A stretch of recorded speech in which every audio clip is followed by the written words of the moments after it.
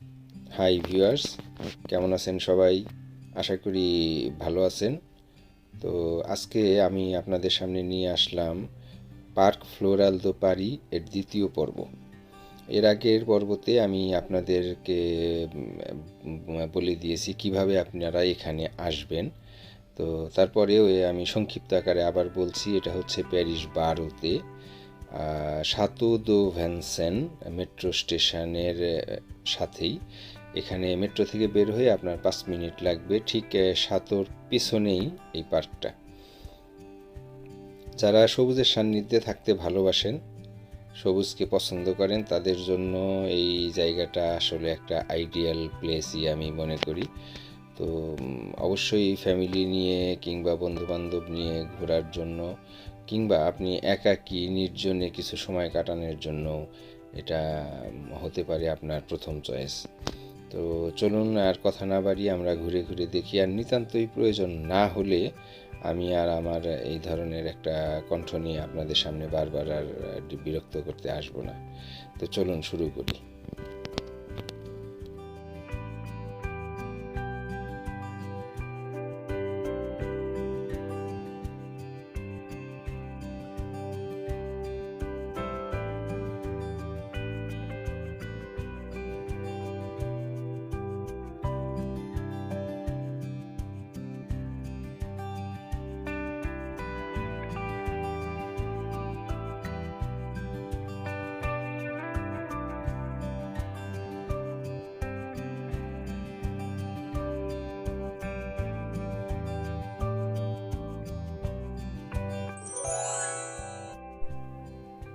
সুদূর প্রবাসে এই ঝিলের মাঝে ফুটে থাকা এই শাপলা দেখে হৃদয়ের মাঝে জেগে ওঠে একখণ্ড বাংলাদেশ। গর্বিত বোধ করি নিজেকে বাংলাদেশি ভেবে।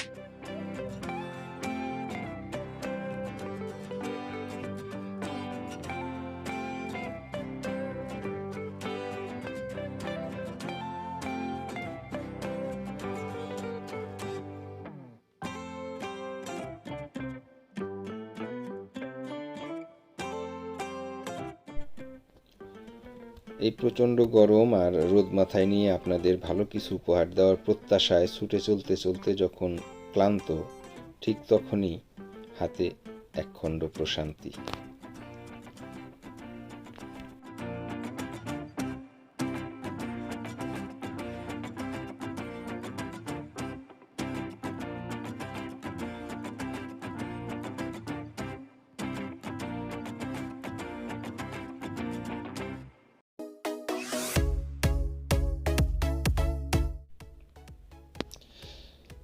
এটা হচ্ছে সেই রেস্টুরেন্ট যেখান থেকে কিছুক্ষণ আগে আমি আইসক্রিমটা কিনেছিলাম। ঝকঝকে তকতকে, অত্যন্ত পরিপাটি করে সাজানো। সান্ধ্যকালীন খাবারের আয়োজন চলছে। এখানে সম্ভবত একটা বুফের আয়োজন করা হবে। আপনার ইচ্ছা মতো আপনি সব খাবার চয়েস করে আপনি খেতে পারবেন। নোনতা এবং মিষ্টি সব ধরনের খাবারই সাজানো আছে এবং সাজাতে ব্যস্ত এখনও, কারণ সন্ধ্যাকালীন খাবারের সময় এখনও হয় নাই। খাবারের প্রাইসটা কেমন সেটা এখন পর্যন্ত আমি জানি না, কারণ তারা এখনও বোর্ডে সেটা উল্লেখ করে নাই। তবে খাবারের যে চেহারা এবং মান দেখে মনে হচ্ছে দামটাও মোটামুটি ওই রকমই হবে।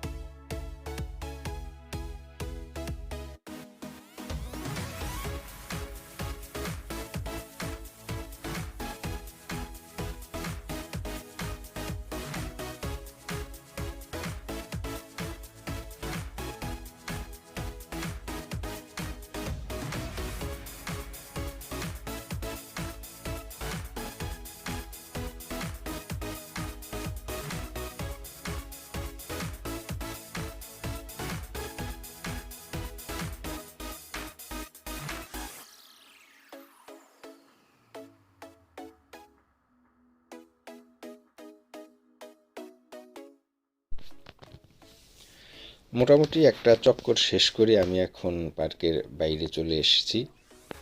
তো এই যে দেখতে পাচ্ছেন সামনেই পার্ক ফ্লোরাল দোপারি, যেটা উল্টো দিক থেকে, মানে আমি পার্কের সামনে থেকে এখন আমি এটার ছবিটা নিয়েছি আপনাদের বোঝানোর জন্য। আমি এখন পার্কের বাইরে। তো আপনাদের যদি আজকের আমার এই উদ্যোগ ভালো লাগে তাহলে অবশ্যই লাইক কমেন্ট শেয়ার করবেন আর সাবস্ক্রাইব করে সাথে থাকবেন, তাহলেই আমার পরিশ্রমটা সার্থক হবে। তো দেখা হবে আবার নতুন কোনো স্থানে নতুন কোনো ভিডিও নিয়ে। সে পর্যন্ত সবাই ভালো থাকবেন, সুস্থ থাকবেন, আমার জন্য দোয়া করবেন। আজকের মতো বিদায় নিচ্ছি। আল্লাহ হাফেজ।